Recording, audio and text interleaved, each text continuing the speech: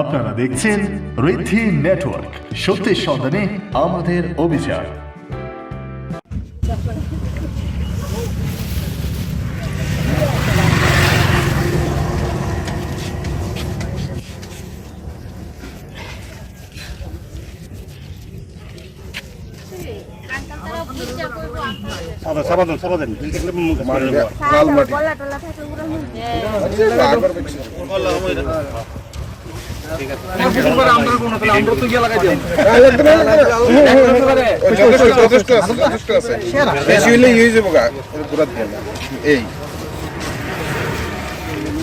বেশি দিলে জলের সাথে মাটি দিয়ে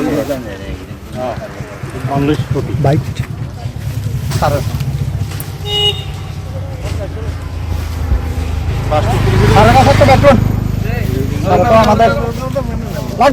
লাগতো না একদম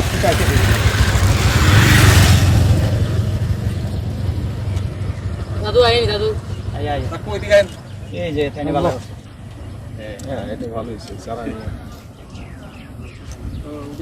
একটু দেখে বললাম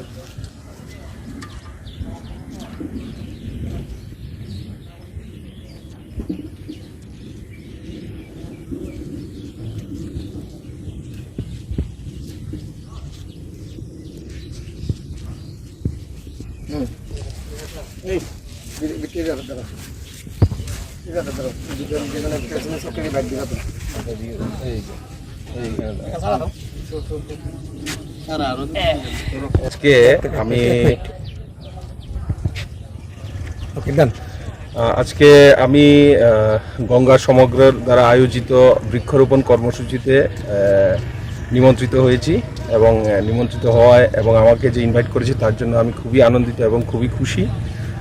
গঙ্গা সমগ্র যে সংস্থা থেকে ত্রিপুরা প্রান্ত থেকে যে বৃক্ষরোপণ কর্মসূচি শুরু করেছে, এটা আমাদের রাজ্যে একটা নতুন আলোড়ন সৃষ্টি করবে। মানুষের মধ্যে যে বৃক্ষরোপণের যে ব্যাপারটা সেটা ভালোভাবে প্রস্ফুটিত হবে এবং সবার মধ্যে একটা সবাইকে জাগ্রত করবে। তো আমি এখানকার ফরেস্ট রেঞ্জার হিসেবে আমাকে ইনভাইট করা হয়েছে এবং আমি খুবই আনন্দিত যে জনগণের মধ্যে এরকম সংস্থা যারা কাজ করছে, জনগণের মধ্যে বৃক্ষর যে প্রয়োজনীয়তা, বৃক্ষরোপণের যে প্রয়োজনীয়তা কী দরকার এবং আমাদের পরিবেশকে রক্ষা করার জন্য, ভবিষ্যৎ প্রজন্মের জন্য একটা নির্মল পরিবেশ তৈরি করার জন্য নদীগুলোকে সংস্কার করার যে পদক্ষেপ, এটা আরও বড় হবে এবং খুব দৃঢ় হবে। এই জন্য আমি গঙ্গা সমগ্র সংস্থাকে অভিনন্দন জানাই, ধন্যবাদ জানাই। ধন্যবাদ।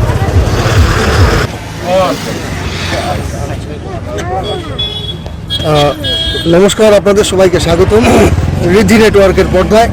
আপনি গঙ্গা সমগ্রের আপনার পোস্টটা কি? প্রেসিডেন্ট, রাজ্য সভাপতি। আপনার নাম? অনিরুদ্ধ দাস।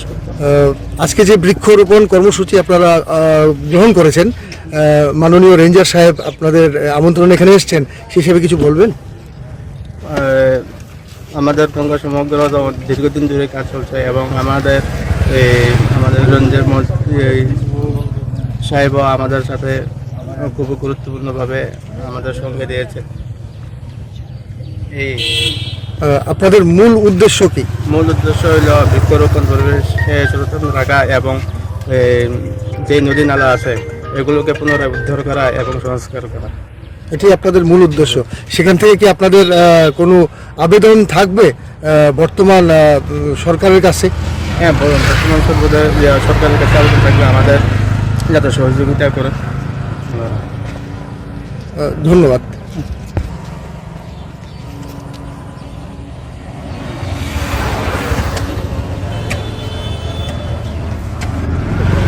আপনার নাম? আমার নাম নেপাল দাস। আপনি সংস্থার? আমি ত্রিপুরা প্রান্তের সেক্রেটারি। তো গঙ্গা সমগ্র আমরা যে শুরু করেছিলাম গুরু পূর্ণিমার দিন, সেদিন ডিএকু সাহেব স্বয়ং ছিলেন, এটার উদ্বোধন করেছেন। আমাদের কর্মসূচির মধ্যে প্রথম আছে এনআইটি থেকে রানীরবাজার পর্যন্ত যে রাস্তা রয়েছে, এটা দুপাশে 500 গাছ লাগানোর জন্য আমরা একটা সংকল্প নিয়েছি। তো আজকে সংকল্পের তৃতীয় পর্ব, প্রথম পর্ব দ্বিতীয় পর্ব গেছে, তৃতীয় পর্বতে আমাদের সৌভাগ্য আমাদের রেঞ্জার সাহেবও আমাদের ডাকে সাড়া দিয়েছেন, খুব মানে স্বতঃস্ফূর্তভাবে উনি আনন্দিত এবং আমাদের এই উদ্যোগকে উনি স্বাগত জানিয়েছেন। যে ত্রিপুরা রাজ্যে না কেবল সারা ভারতবর্ষের মধ্যে আমাদের বৃক্ষরোপণ অতি প্রয়োজন, কারণ আমাদের পরিবেশ যেভাবে দূষিত হচ্ছে, প্রয়োজনে অপ্রয়োজনে গাছপালা কাটা হচ্ছে, সেগুলিকে আবার চাহিদা মেটানোর জন্য আমাদের এই যে উদ্যোগ গঙ্গা সমগ্র নিয়েছে, সারা ত্রিপুরাব্যাপী আমাদের এই উদ্যোগ জারি থাকবে।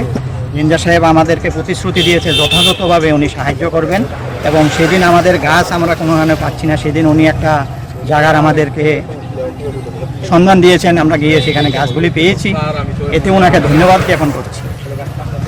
আমাদের মূল কর্মসূচির মধ্যে বৃক্ষরোপণ, পাশাপাশি যে নদীগুলি আছে আমাদের, জল আমাদের যেটা নিয়ে আমরা জীবন বাঁচে, সেই জলকে আমরা বিভিন্নভাবে দূষিত করছি জানতে না জানতে।